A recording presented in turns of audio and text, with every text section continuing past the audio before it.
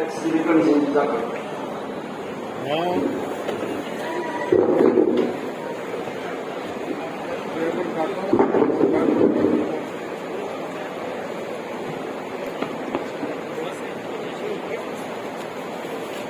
आज हम सबके बीच और हमारी राजस्थान सरकार के लाडले राज्य स्वतंत्र प्रधानमंत्री आदरणीय बात निश्चित है कि समाज में जो कुरीतियां फैल रही है उनके लिए हमें आगे आना है। नवलगढ़ वैश्य समाज सुधार समिति की स्थापना सन 1956 में हुई थी। और समाज में जो व्याप्त कुरीतियां थी उनको समाप्त करने के लिए हुई। तत्पश्चात कुछ कार्य शिथिल हुआ। सन 1982 में इस संस्था का पुनर्गठन किया गया। मैं माननीय मंत्री महोदय को बता देना चाहता हूं कि नवलगढ़ में मात्र 150 परिवार अग्रवाल परिवार हैं।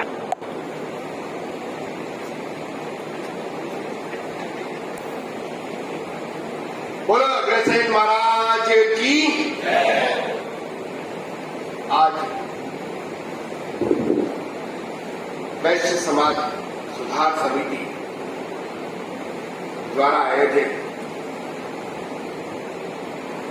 इस सम्मान समारोह इस कार्यक्रम में हम सबके बीच में विराजमान यहाँ के लोकप्रिय जुझारू विधायक आदरणीय विक्रम सिंह जी जाखल साहब, मेरा आप सबसे आग्रह एक बार जोरदार तालियां इनके लिए आपने है। कार्यक्रम में हमारे बीच में विराजमान समाज के राष्ट्रीय अध्यक्ष आदरणीय प्रदीप जी मित्तल साहब, भारतीय जनता पार्टी के हमारे जिले के अध्यक्ष आदरणीय सैनी साहब, जयपुर से हमारे साथ में पधारे प्रदेश के प्रवक्ता युवा और ऊर्जावान लोग, पहले युवा मोर्चा में भी रहे हैं, ऐसे हमारे मित्र, ऐसे भाई आदरणीय अमित जी गोयल साहब, बहन जिन्होंने अभी पैरा ओलंपिक में जो मेडल हासिल किया है, मैं उनको भी अपनी ओर से बधाई देता हूं। और मंच पर विराजमान सभी सम्मानित सभी अतिथिगण और सामने विराजमान सभी महानुभाव, आज जिनका हम सम्मान कर रहे हैं, और मैं यहाँ की जो ये वैश्य सुधार समिति है, मैं उसको भी अपनी ओर से धन्यवाद भी देना चाहूंगा। तो उन्होंने जो आज के दिन का जो चयन किया है, वो भी आज जो है वृद्धजन दिवस, ये अंतर्राष्ट्रीय वृद्धजन दिवस, आपने वो दिन का भी चयन किया। और मैं अपनी बात की शुरुआत भी इसी से करूंगा कि रहमतें सिर्फ उन्हीं लोगों पर बरसती हैं जिनके दामन में बुजुर्गों की दुआ। बड़े अच्छे लेखक ने लिखा है, अगर इसके सार में हम देखेंगे किस तरह से हम पीढ़ियों को तैयार करते हैं, और तैयार करने के बाद जिस तरह से बुजुर्ग होने के बाद, भले से वो अमेरिका में भी अभी जैसे वैसा पता नहीं, लेकिन वो वहां भी सफल हो, इसकी दुआ जो है वो बुजुर्ग यहां नवलगढ़ में बैठ करके भी दुआ देने का काम है। मैं इस अवसर पर अवश्य रूप से यहाँ की सुधार समिति को मैं धन्यवाद भी देना चाहूंगा कि इन्होंने कहीं न कहीं प्रेरणा देने का काम भी किया है। अभी मित्तल साहब भी काफी सुधार की काफी बात की, आपने भी अपने विषय रखे, प्री वेडिंग की बात की, लेकिन मेरा आप सबसे आग्रह है, इस प्री वेडिंग शूट गलत है, ये बिल्कुल सही बात है, लेकिन जिस प्रकार से समाज में परिवार छोटे होते जा रहे हैं, जो बुजुर्गों और यहाँ बुजुर्ग जिस तरह से परेशान होते हैं करते हैं, हम सब उस परिस्थितियों को समझ सकते हैं। जो घटनाएं भी हमें देखने को मिलती है, अपने छोटे शहरों में तो नहीं है इस तरह की बातें, लेकिन आज अगर बॉम्बे में देखेंगे, दिल्ली में आप देखेंगे,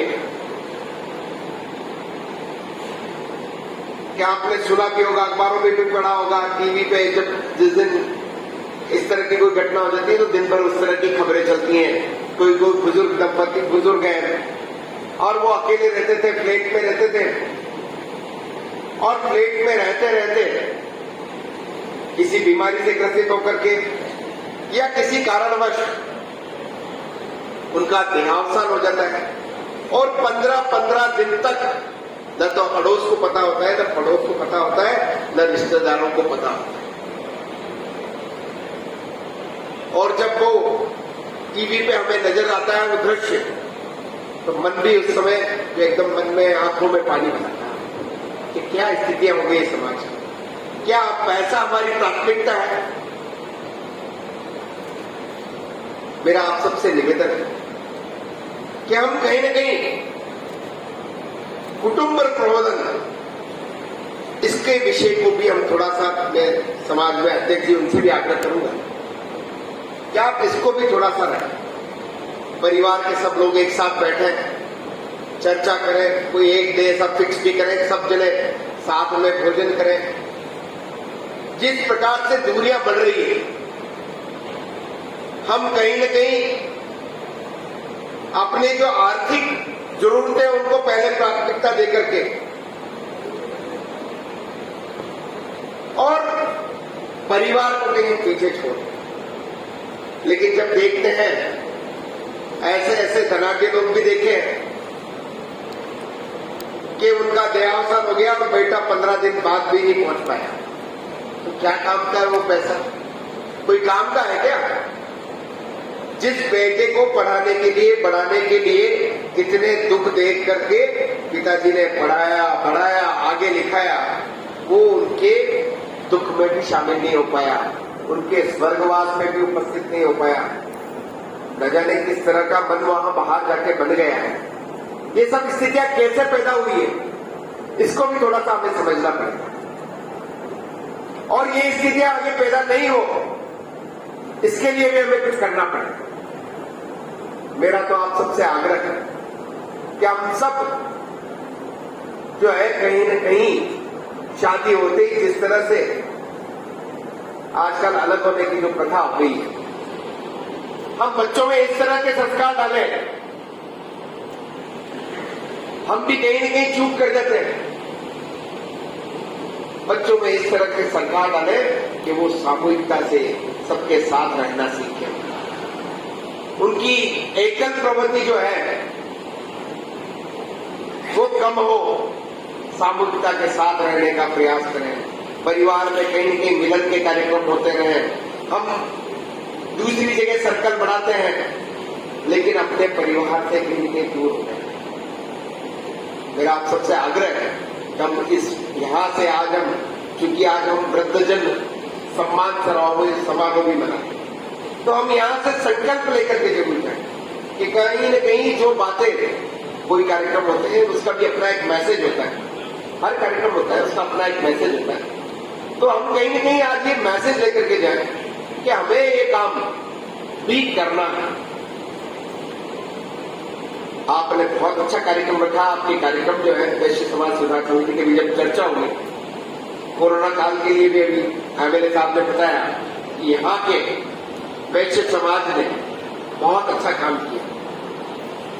मैं आदरणीय एमएलए साहब को बताना चाहूंगा कि वैश्य समाज केवल कोरोना काल के समय नहीं, जब महाराणा प्रताप को भी, जब कहीं न कहीं जब वो संघर्ष कर रहे थे, उन संघर्ष के दिनों में भी उनको कहीं जरूरत महसूस हुई, तो इस वैश्य समाज ने आगे आकर के उनको सहयोग करने का काम किया। देश हित में भी हम अपनी तरफ से कहीं सहयोग करने में पीछे नहीं रहे।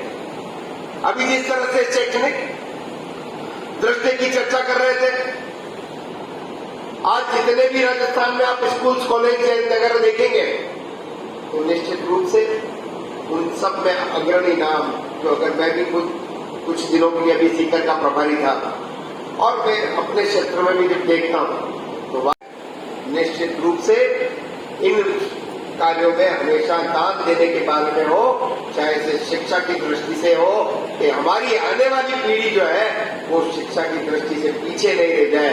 हमारे समाज का, हम जिस क्षेत्र में काम करते हैं वहां हम केवल पैसा कमाना ही हमारा उद्देश्य नहीं है, उस क्षेत्र में उन लोगों की सेवा करना भी हमारा उद्देश्य है। इस उद्देश्य को लेकर के वैश्य समाज आगे बढ़ता है।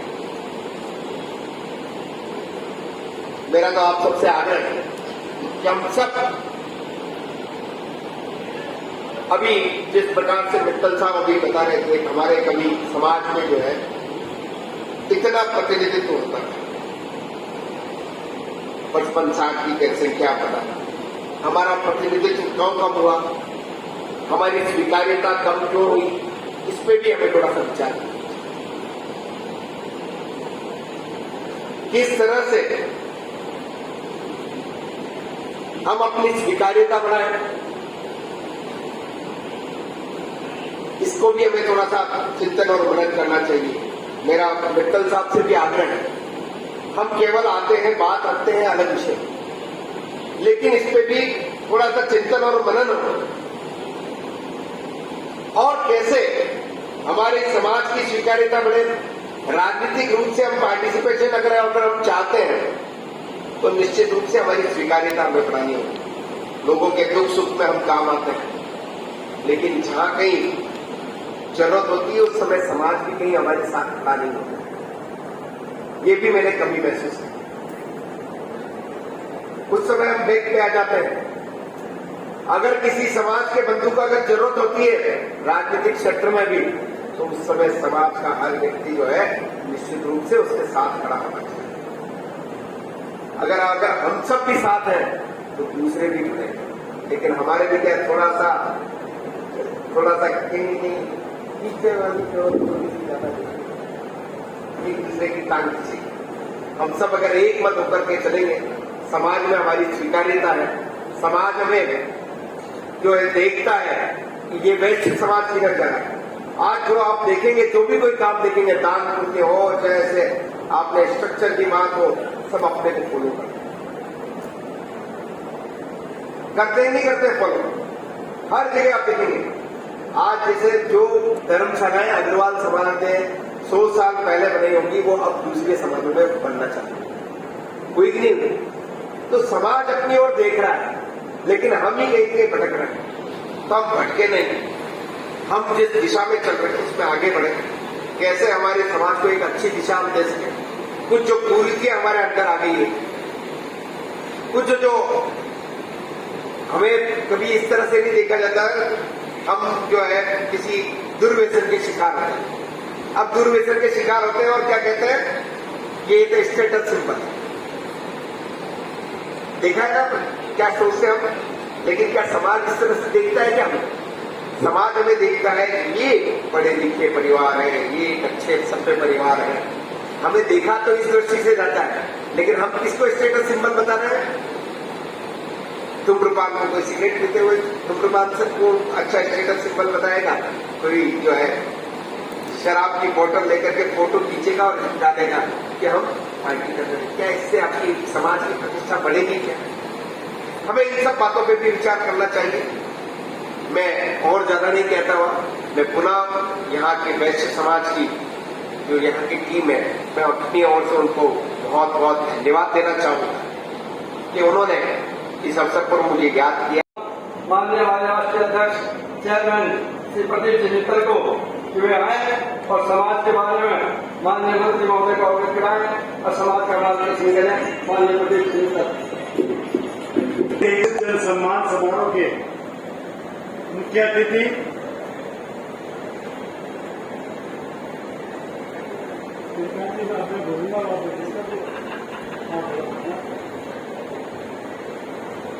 मुख्य अतिथि हमारे राजस्थान सरकार में इस वैश्य समाज के लाडले श्री गौतम कुमार साहब, इस क्षेत्र के विधायक श्री विक्रम सिंह जी जाकर साहब, जिन्होंने भी बड़े जुझारू तरीके से अपने विचार रखे और इस समाज को अपना पूरा योगदान देने के लिए और समाज की एक इतिहास रचा है और इस समाज को गौरवान्वित किया है।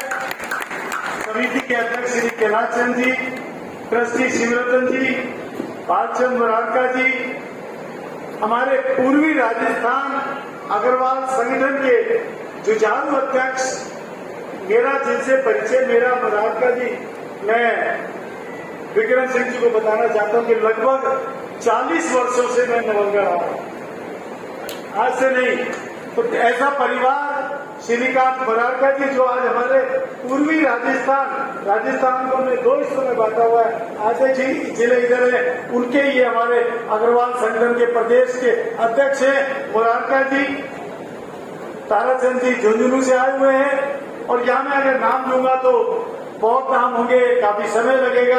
यहाँ उपस्थित मेरे सभी बुजुर्गों, दोस्तों, माता बहनों, प्यारे बच्चों, सर्वप्रथम तो मैं मुरारका परिवार को बहुत बहुत बधाई देता हूं कि आज उन्होंने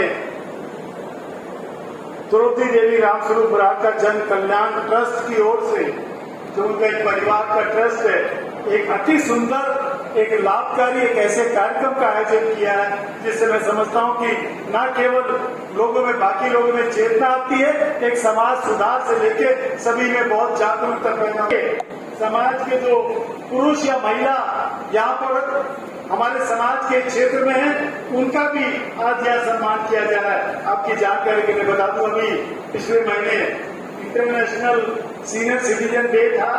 हमने राष्ट्रीय स्तर पर, क्योंकि हमने पूरे देश के हिसाब से प्रोग्राम किया था, अगर हम 70, 75, 60 रखते तो पता नहीं कितनी एप्लीकेशन आती। हमने 85 वर्ष से ऊपर के लोगों का सम्मान समारोह इंटरनेशनल सीनियर सिटीजन डे पे किया था। कई केंद्रीय मंत्री और सब लोग उसमें उपस्थित थे। मुझे खुशियां बताते हुए कि लगभग दिल्ली जैसी जगह में 85 से ऊपर के 100 से ज्यादा अगर बंधु वहां पहुंचे, उनका सम्मान हमने वहां पर किया था।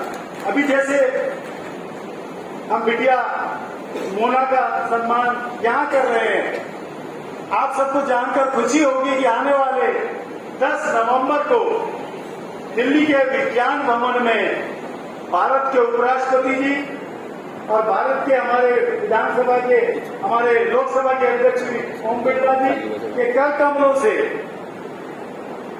हम 51 ऐसे समाज की विभूतियों का एक अग्र गौरव, अग्र सम्मान, अग्र शिरोमणि Agarwal icon of world award के साथ हम सम्मानित करने जा रहे हैं। तो स्पोर्ट्स में हमारी कमेटी को भी, कमेटी का निर्णय आ जाएगा, हमने मोना अग्रवाल का नाम भी भेजा है, तो उसको राष्ट्रीय स्तर पर वो पुरस्कार दिल्ली में बिटिया होगा 10 नवंबर। आप अभी से नोट करके रखें। उसमें हम हर क्षेत्र से एक उद्योगपति, और मुझे खुशी होगी अमित जी आपको सुनकर कि इंग्लैंड, अमेरिका, कनाडा से भी हमारे पास एंट्री आई है, जिन्होंने वहां जाकर अग्रवाल समाज का नाम रोशन किया।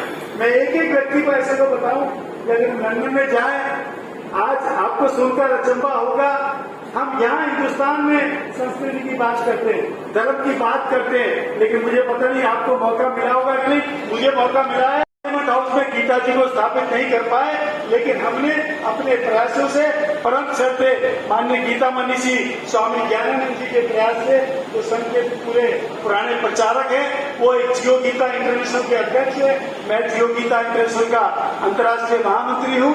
हमने लंदन जैसे हमारे लोकसभा राज्यसभा है, वहाँ house of Lord, house of common, Australia, Canada, Mauritius, Sri Lanka, in 5-6 countries में पिछले 6 सालों में वहाँ की पार्लियामेंट हाउस में वहाँ के प्रधानमंत्री और वहाँ के राष्ट्रपति के साथ मिलकर गीता जी को सह सम्मान स्थापित करें।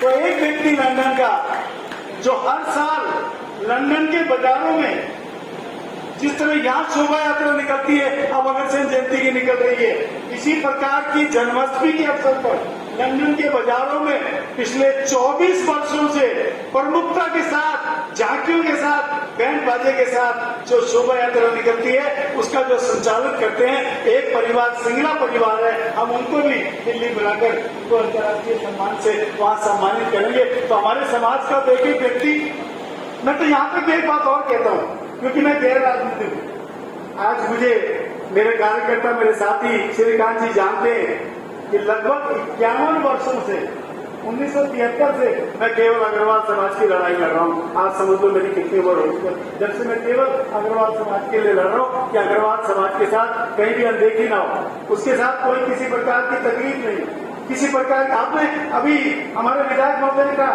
मैं तो कहता हूँ कि कहीं भी हिंदुस्तान में उन्होंने बात की, चर्चा की, कहीं बाढ़ आ जाए तो अग्रवाल समाज, सूखा पड़ जाए तो अग्रवाल समाज, चिकित्सा की जरूरत हो तो अग्रवाल समाज, शिक्षा की जरूरत हो अग्रवाल समाज, और सबसे बड़ी बात अभी कोरोना के दिनों में जब सेवा की जरूरत थी, अगर प्रथम पंक्ति में पूरे हिंदुस्तान में किसी ने जाके सेवा की, वो इस देश का अग्रवाल समाज का उसी जाके।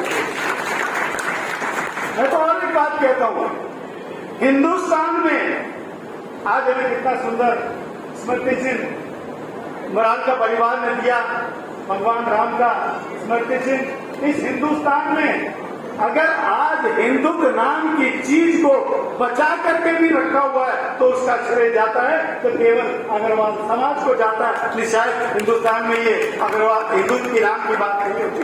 कथा करानी हो और सेठ के नाम से पार्टी जानी चाहिए।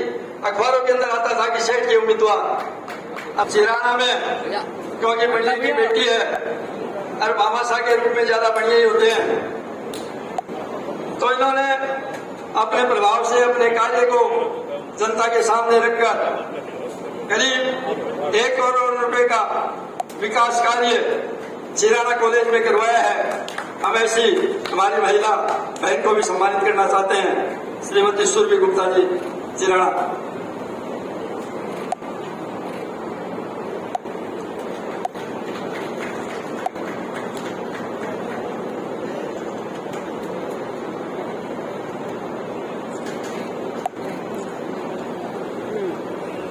अब इस सम्मान की श्रृंखला को आगे बढ़ाते हुए मैं आमंत्रित करता हूं टुंडलोत से पधारे हुए श्री राम गोपाल जी भूत को कि वे आए और सम्मान प्राप्त करें।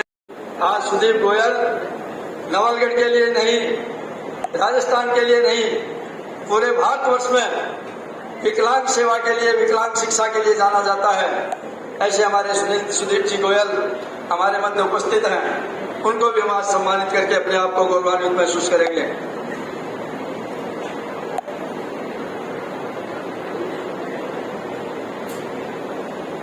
हर्षित पाटवदिया मंच पर आए, आपने सीए की परीक्षा इस पर उत्तीर्ण की है, हम आपको भी सम्मानित करके अपने आप को गौरवान्वित महसूस करते हैं। अधिक गौशालाओं का आप संचालन करते हैं, उनमें सहयोग करते हैं, उनकी व्यवस्थाएं देखते हैं, सरकार से उनको अनुदान दिलाने में महत्वपूर्ण भूमिका अदा करते हैं। ऐसे गोभक्त और समाज सेवी श्री ताराचंद जी गुप्ता को भी हम सम्मानित करते हुए श्रीमती पुष्पा गुप्ता जो नगर पालिका सूरजगढ़ की अध्यक्षा है,